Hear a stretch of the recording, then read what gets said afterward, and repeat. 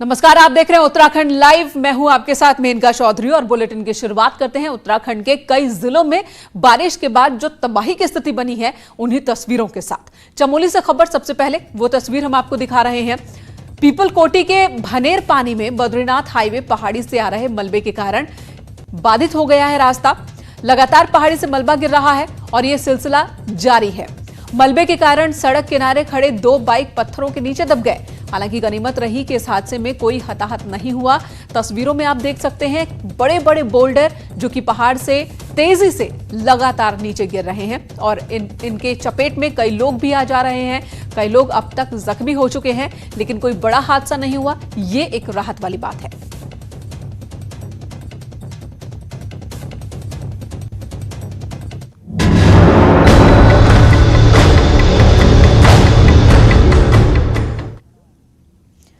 उधर पिथौरागढ़ की मुनस्यारी और बंगापानी तहसील में बारिश ने एक बार फिर से तांडव मचाया है। गैला गांव में एक घर पर मलबा आने के बाद 3 लोगों की मौत हो गई। 3 लोग गंभीर रूप से जख्मी भी हुए। मरने वालों में 2 महिला 1 पुरुष शामिल हैं। वहीं तांगा गांव की बात करें तो यहां पर भी भारी बारिश, जिसकी वजह से तांडव की स्थिति बनी हुई है। तांगा में मलबे की चपेट में आने से एक व्यक्ति घायल हो गया। 11 लोग लापता हैं अब तक। लापता लोगों की तलाश के लिए सर्च ऑपरेशन चल रहा है। गेला गांव में एसडीआरएफ ने राहत और बचाव का काम शुरू कर दिया है और अभी तक 2 मृतकों का शव बरामद किया गया है।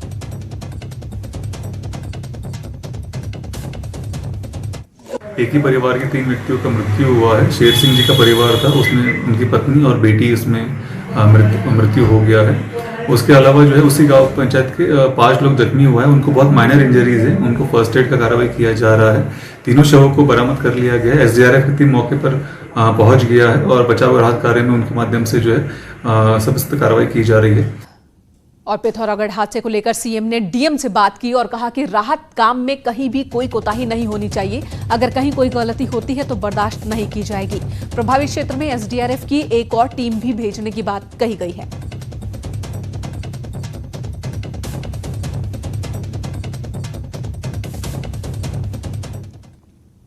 और पिथौरागढ़ के बंगापानी में आई आपदा की शासन लगातार मॉनिटरिंग कर रहा है। मुख्य सचिव ने कहा कि डीएम पिथौरागढ़ से बात हो चुकी है और उन्हें निर्देश दिए गए हैं कि लोग जहां फंसे हैं उन्हें निकाला जाए। मुख्य सचिव ने कहा कि आपदा के ऐसे हालात में राज्य सरकार पूरी तरह से तैयार है। लोग अभी भी फंसे हुए हैं, उन्हें हम निकालें। जिनका अभी हमें जानकारी नहीं मिली है कि वो कहां पर हैं, उन्हें तलाशने की कोशिश करनी चाहिए और आगे कोई नुकसान न हो उसके लिए सभी उपाय किए जाने चाहिए। दर सचिवालय में आपदा प्रबंधन विभाग कंट्रोल रूम में हाई लेवल मीटिंग हुई इसी मसले पर और इस मीटिंग में पिथौरागढ़ में भारी बारिश कैसे हुई, तबाही के बाद रेस्क्यू ऑपरेशन किस तरह से अंजाम दिया जा रहा है, लोगों को राहत देने पर चर्चा की गई। बैठक के बाद आईजी एसडीआरएफ संजय गुंज्याल ने बताया कि बारिश से करीब 4 गांव पूरी तरह से तबाह हो चुके हैं। आईजी संजय गुंज्याल ने कहा कि एसडीआरएफ की टीमें लगातार रेस्क्यू ऑपरेशन में जुटी हुई हैं।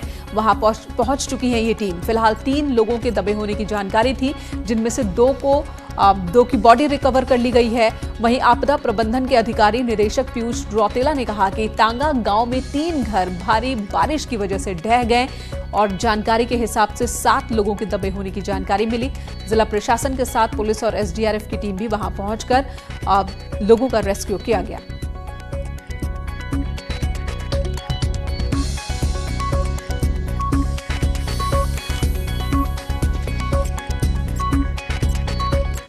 छोटे से एरिया में बहुत ज़्यादा बारिश की वजह से वहाँ क्लाउड बर्स्ट की सिचुएशन आई थी और उस डिजास्टर में 4 मेनली गांव हमारे चपेट में आए थे। उन 4 गांव में जो पत्थरकोट है, जहां पर की टीम हमारी पहुंच चुकी है, 3 लोगों के दबे होने की सूचना थी। 2 डेड बॉडी निकल चुकी थी, एक को निकालने का प्रयास किया जा रहा है। वहाँ पे कुछ गाँव में क्षति होने की सूचनाएँ प्राप्त हो रही हैं। विशेष रूप से मल्लाबंगा गाँव है, वहाँ पर 3 लोग हताहत बताए जा रहे हैं, जिनमें से 2 की बॉडीज़ निकाल ली गई हैं, रिकवर कर ली गई हैं और बाकी रेस्क्यू वर्क वहां पे चल रहा है। उधर नेता प्रतिपक्ष इंदिरा हृदयेश के मुनस्यारी से जुड़े कई गांव में भी बादल फटा और इस बादल फटने की घटना पर सरकार से राहत की मांग की गई है। नेता प्रतिपक्ष ने कहा कि सरकार को युद्ध स्तर पर लोगों की मदद करनी चाहिए। साथ ही इंदिरा ने यह भी कहा कि आपदाग्रस्त इलाकों में 24 घंटे अधिकारियों की तैनाती जरूरी है।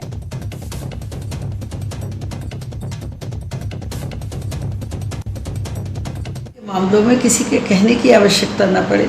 जो पीड़ित लोग हैं, जो घर से निकलकर बाहर रहने लग गए हैं, जिनके खाने का कोई इंतजाम नहीं है, उनकी व्यवस्था करना सरकार का दायित्व है। एक तो कोरोना काल, आर्थिक मंदी, आर्थिक कोई व्यापार नहीं, ऊपर से बाढ़ के पानी ने और बादल फटने के पानी से तबाही मचा दी गई है। तो मेरा अनुरोध है प्रशासन शासन दोनों ही इस पर युद्ध स्तर पर मदद करें, यही मेरा निवेदन है। लगातार अलग अलग हिस्सों में इस तरह की परेशानी देखने को मिल रही है। लगातार बारिश हो रही है, भूस्खलन, जिसकी वजह से समस्या दिन ब दिन बढ़ती ही जा रही है। मूसलाधार बारिश के बाद जुड्डो के आसपास का क्षेत्र, यहां पर भी कई नाले उफान पर हैं। गदेरों में भी पानी भरा हुआ है, जिसकी वजह से दिल्ली यमुनोत्री हाईवे बाधित हो गया। जुड्डो खेड़ा गांव को भी खतरा है। इस वक्त खतरे के करीब ये गांव भी मलबे की चपेट में आने से उत्तराखंड जल विद्युत निगम के गेस्ट हाउस को भी बड़ा नुकसान पहुंचा। गेस्ट हाउस के कई कमरों में मलबा भर गया है। गदेरे के आसपास मौजूद घरों को भी अब खतरा उत्पन्न हो गया है कि अगर यहाँ पर पानी और ज्यादा भरता है, भूस्खलन होता है, तो ये घर ढह भी सकते हैं। स्थानीय निवासियों की माने तो कल देर शाम नाले से आए मलबे के कारण बड़ा नुकसान हुआ। ग्रामीण अभी भी खौफ में हैं। हालांकि तहसील प्रशासन ने खतरे को देखते हुए प्रभावित परिवारों के घरों को खाली करने के निर्देश जारी किए हैं। नहीं, प्रभावित तो ऐसे कुछ नहीं हुए हैं, लेकिन संभावित खतरे को देखते हुए संभावित है वो उनकी व्यवस्था जो है प्राथमिक विद्यालय में और सामने जो गैमन के गेस्ट हाउस वगैरह हैं, इनके लिए कह दिया गया है। और उन्हें ये भी कह दिया, क्योंकि वो स्थानीय निवासी हैं, उनके गांव नज़दीकी हैं, उनको कह दिया वो अपने मूल गांव में शिफ्ट हो जाएं जब तक ये आपदा की स्थिति रहती है। तो हर साल की तरह इस बार भी पहाड़ों में हो रही भारी बारिश तबाही मचा रही है। रुद्रप्रयाग जिले के उखीमठ की बात कर लेते हैं। यहां पर तहसील के गोंडार गांव में भारी बारिश से बहुत नुकसान हुआ है। गांव के रास्ते गदेरे के पानी में बह चुके हैं। उरेड़ा का गोंडार में बना पावर हाउस, उसे भी नुकसान पहुंचा है। गांव के गदेरे में पानी बढ़ने से भूमि का कटान भी लगातार चल रहा है। हालांकि किसी के हताहत होने की अभी तक खबर नहीं है, किसी मकान को बड़ा नुकसान नहीं हुआ है, लेकिन लगातार यहां के जो लोग हैं वो खौफ में हैं कि कभी भी बहुत बड़ा खतरा उनसे टकरा सकता है।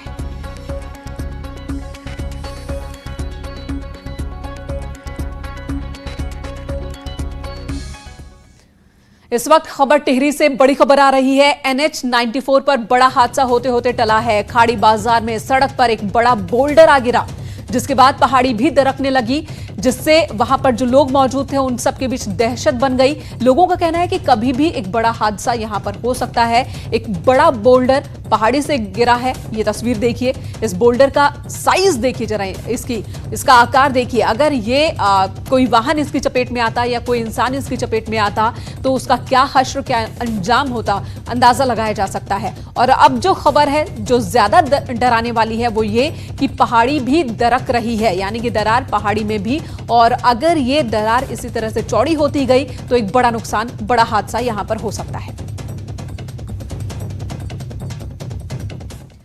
उधर ऋषिकेश बैराज में रविवार शाम को नदी के तेज बहाव में 2 हिरण फंस गए। तेज बहाव के कारण दोनों हिरण किसी तरह खुद को एक जगह पर टिकाए रहे, लेकिन आखिरकार दोनों की हिम्मत जवाब दे गई और दोनों पानी के तेज बहाव में बह गए। किसी ने ये वीडियो कैप्चर किया। हालांकि बचाने की कोशिश बहुत ही मुश्किल थी। आप देख सकते हैं बहुत ऊंचाई से ये वीडियो बनाया गया है। 2 हिरण काफी देर तक खुद को बचाने की कोशिश करते हैं, लेकिन धार के आगे, पानी के तेज बहाव के आगे बेबस हो जाते हैं।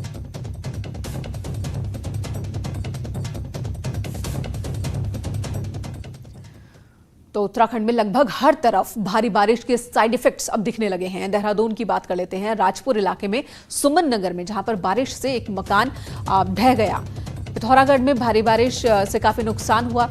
अगले 24 घंटे के लिए प्रदेश में मौसम विज्ञान केंद्र की ओर से फिर से बारिश का अलर्ट जारी किया गया है। पिथौरागढ़, हरिद्वार, पौड़ी, नैनीताल, बागेश्वर में खास तौर पर लोगों को सतर्क रहने को कहा गया है। यहां तेज बारिश की संभावना है। ओवरऑल मौसम का अगर हम बात करें, ओवरऑल प्रदेश का मौसम अपडेट और पुष्टता बढ़ने के बाद सुमन नगर के ताजा हालात क्या हैं, हमारी सहयोगी बता रही हैं, सुनिए जरा। ये कल रात को बहुत तेज बारिश हुई थी, तो उस समय क्या है कि पूरा नाला टूट के हमारे घर के आगे आके मतलब दीवार में ऐसा टक्कर मारा और उसके बाद वहीं पे अड़ गया और हम ऐसे भागे बच्चे लेके कि जैसे मतलब एक सुनामी आ जाती है ना, इस तरीके से आया। SDM सदर को साथ में लेकर, पटवारी को लेकर सब लोग को यहाँ पर पहुँचाऊँ और मौके का निरीक्षण किया है।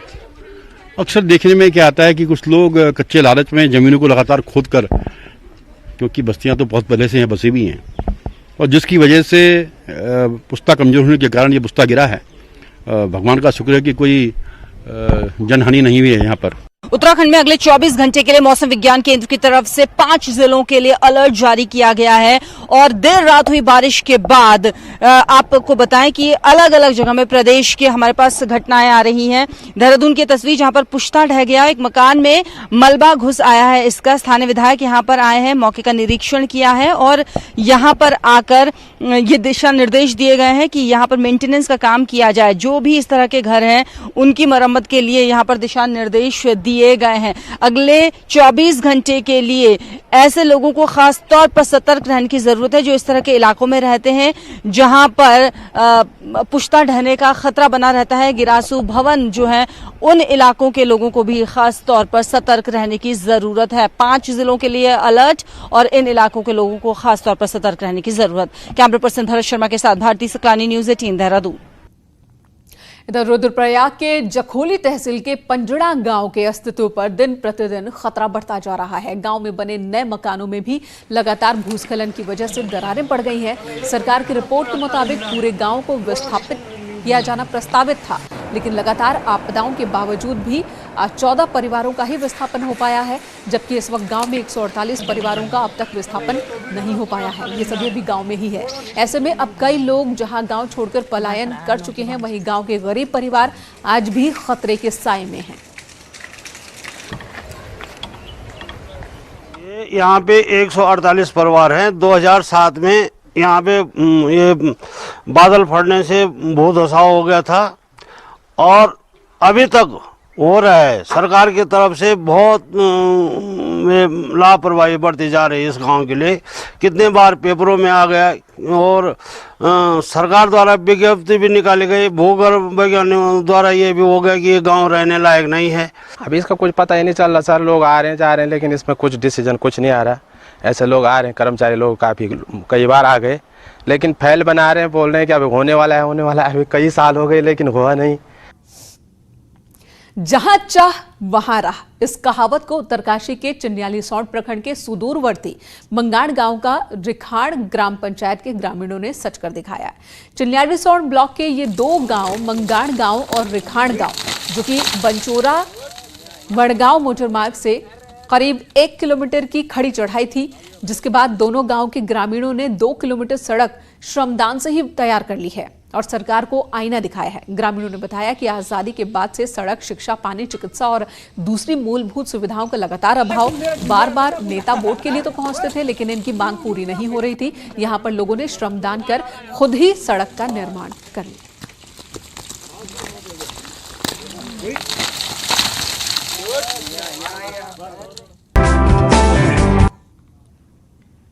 चलिए अब खबर कोटद्वार से, जहां पर खैरासैंण पहुंचे सीएम त्रिवेंद्र सिंह रावत और वहां उन्होंने 3 करोड़ की लागत से बनने वाले महाविद्यालय के भवन का शिलान्यास किया। फिलहाल महाविद्यालय का संचालन सतपुली इंटर कॉलेज की बिल्डिंग में चल रहा है। लंबे वक्त से इस महाविद्यालय के अपने भवन की मांग लगातार उठ रही थी और अब शिलान्यास इस बिल्डिंग का सीएम ने किया है। खैरासैंण में बनने वाले महाविद्यालय में सतपुली समेत आसपास के इलाके के छात्र छात्रा भी बेहतर सुविधा के साथ यहाँ पर पढ़ सकेंगे। सीएम त्रिवेंद्र सिंह रावत ने कहा कि उनका मकसद, उनका उद्देश्य, उनकी सरकार का उद्देश्य प्रदेश में शिक्षा की गुणवत्ता को और बेहतर बनाना है। किसी भी विकास के लिए, और महाविद्यालय यहाँ पर काफ़ी दूर यहाँ से महाविद्यालय था, जो पहले उसके लिए भूमि चयन की गई थी, वहाँ पैदल भी जाना पड़ता था और वो भूमि पूरी भी नहीं मिल पाई, निर्माण भी वहाँ पर नहीं हो पाया। तो मैं समझता हूँ कि अब लोगों को सुविधा होगी। चारों तरफ से सड़कें भी हैं, नज़दीक भी हैं, फीडर कॉलेज भी यहाँ पर पर्याप्त मात्रा में है, तो बच्चों को से पढ़ाई में सुविधा होगी। हमारी कोशिश होगी कि हम अच्छी शिक्षा यहाँ पर बच्चों को दें। इधर बीजेपी के प्रदेश अध्यक्ष बंशीधर भगत ने पूर्व सीएम हरीश रावत को महाझूठा करार दिया। बंशीधर भगत ने कहा कि हरीश रावत जितने बुजुर्ग हैं उतने ही झूठ बोलने में माहिर भी हैं। भगत ने हरीश रावत के बयान पर प्रतिक्रिया देते हुए कहा कि ये ठीक है कि आईजीपीएल और एचएमटी जैसी फैक्ट्री कांग्रेस के ही कार्यकाल में स्थापित हुई, लेकिन इनकी दुर्गति का कारण भी कांग्रेस ही रही। भगत ने हरीश रावत से 3 सवालों के जवाब मांगे हैं। पहला सवाल उनका, जमरानी बांध का शिलान्यास करने के बाद 45 सालों तक उसकी सुध क्यों नहीं ली गई। दूसरा सवाल जो उन्होंने कही है, बंशीधर भगत ने हरीश रावत से पूछा है, वो ये कि उत्तराखंड राज्य के गठन में कांग्रेस का क्या योगदान था।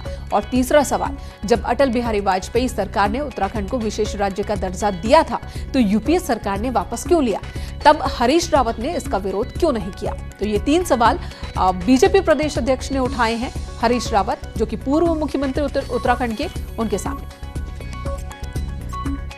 बात तय है कि हरीश रावत जी जितने बुजुर्ग हैं उतने ही वो झूठ बोलने के मास्टर हैं।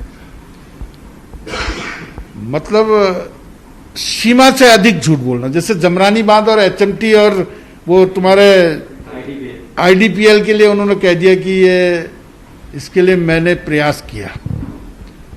ये बात ठीक है और ये भाजपा काल में डूब गए। इधर देहरादून से बड़ी खबर आ रही है, कैबिनेट विस्तार पर बंशीधर भगत का बड़ा बयान सामने आया है। विस्तार करना है तो समय से कर देना चाहिए। मेरी व्यक्तिगत राय में मंत्रिमंडल का विस्तार होना चाहिए, अपनी राय भी उन्होंने रखी है। आखिर के 4 महीनों में विस्तार किया तो कोई फायदा नहीं होगा, उस विस्तार के क्या मतलब। तो बंशीधर भगत बीजेपी के प्रदेश अध्यक्ष, उन्होंने कैबिनेट विस्तार के मुद्दे पर अपनी राय साफ साफ रख दी। उनका कहना है कि विस्तार होना चाहिए और अभी होना चाहिए। आखिर के 4 महीनों में विस्तार करके कोई फायदा नहीं मिलने वाला है। हालांकि उन्होंने ये भी साफ कहा कि ये उनका निजी विचार है। उनको मंत्री बनाने हैं तो टाइम से बना देना चाहिए। अब मान लिया 2-4 महीने के लिए बनाया तो फायदा क्या है, वो काम समझ ही नहीं पाएंगे। तो इसलिए अगर बनाना हो तो जल्दी बना देना चाहिए। मेरी व्यक्तिगत राय यह है कि मंत्रिमंडल का विस्तार होना चाहिए। हरिद्वार के सिडकुल स्थित एक कंपनी में लगातार मिल रहे कोरोना पॉजिटिव मरीजों की संख्या का संज्ञान लेते हुए हरिद्वार पुलिस ने फैक्ट्री प्रबंधन के खिलाफ संबंधित धाराओं में मुकदमा दर्ज किया है। इस कंपनी में अब तक 288 कोरोना पॉजिटिव केस सामने आ चुके हैं। करीब 400 कर्मचारियों की जांच रिपोर्ट अभी बाकी है।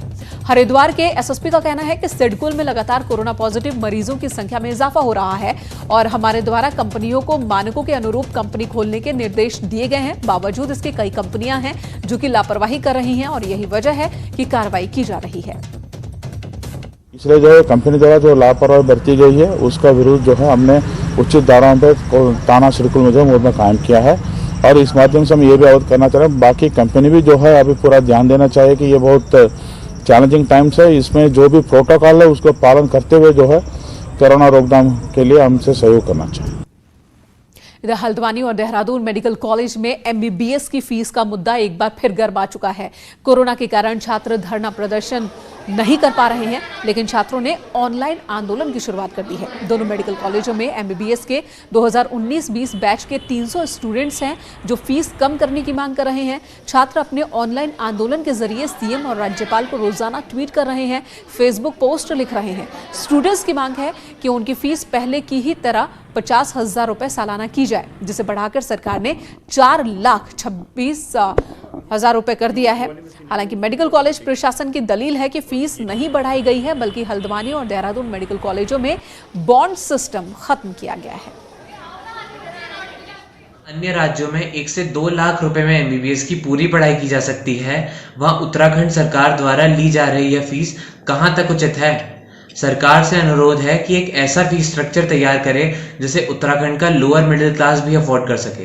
देहरादून मेडिकल कॉलेज और हल्द्वानी मेडिकल कॉलेज में जो है बॉन्ड जो है ख़त्म कर दिया गया है। अभी जो बॉन्डेड वाले जिनको कि इस तरह की अगर कोई दिक्कत है तो श्रीनगर जो मेडिकल कॉलेज है, श्रीनगर मेडिकल कॉलेज में ऑप्शन है आपके पास में कि अगर आप बॉन्ड भरते हैं तो वहाँ पे जो है 50,000 फीस है और अगर आप बॉन्ड नहीं भरते हैं तो फिर वो 4 लाख रुपये। रुड़की से खबर, जहां पिछले दिनों एक निजी कॉलेज में विदेशी छात्रों की पिटाई का मामला सामने आया, जिसके बाद पुलिस प्रशासन अलर्ट नजर आ रहा है।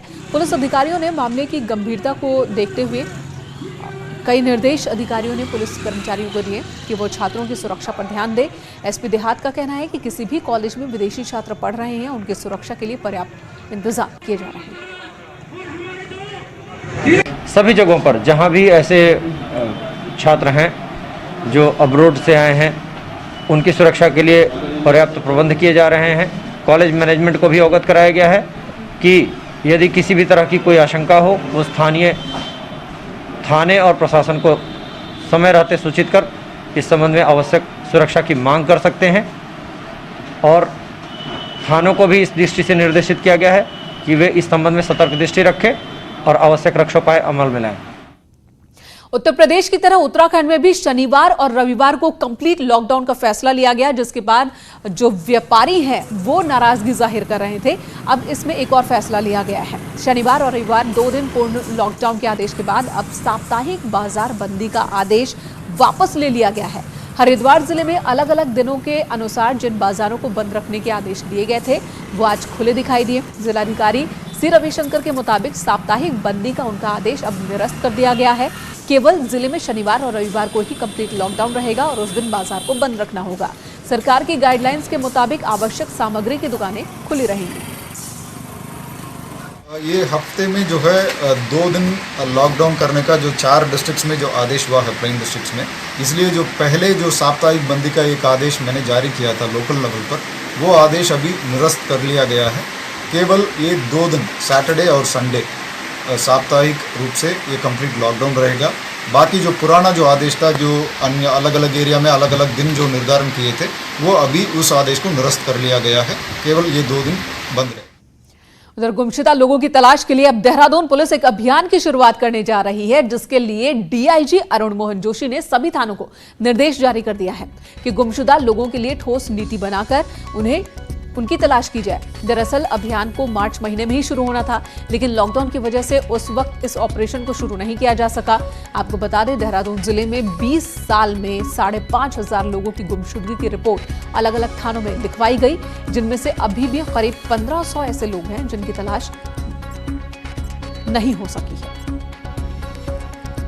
देखिए, इसमें बेसिकली जो मिसिंग लोग चल रहे हैं उनको रिव्यू करने के लिए बताया गया है और उसमें जहाँ पर प्रोग्रेस नहीं हो पा रही है उसमें लगता है कि कोई इसमें इस तरह का मैटर है जिसमें एक प्रॉपर बड़ी टीम बनाने की आवश्यकता है, तो उसको भी रिव्यू कर लिया जाए और कहाँ पर समस्या आ रही हैं उसके बारे में सभी से रिपोर्ट मांगी गई है कि जो लोग काफ़ी समय से मिसिंग चल रहे हैं।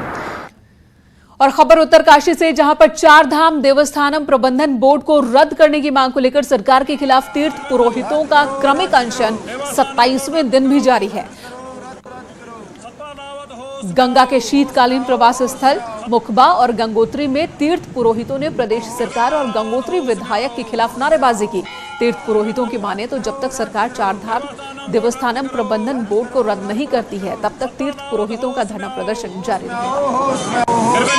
होश में आओ, रद्द करो, रद्द करो, देवस्थानम बोर्ड रद्द करो, रद्द करो, रद्द करो, सपा रावत होश में आओ, होश में आओ, होश में आओ। तो फिलहाल उत्तराखंड की खबरें इस वक्त इस बुलेटिन में मेरे साथ इतना ही। एक ब्रेक के बाद भी खबरों का सिलसिला न्यूज़ 18 पर जारी है।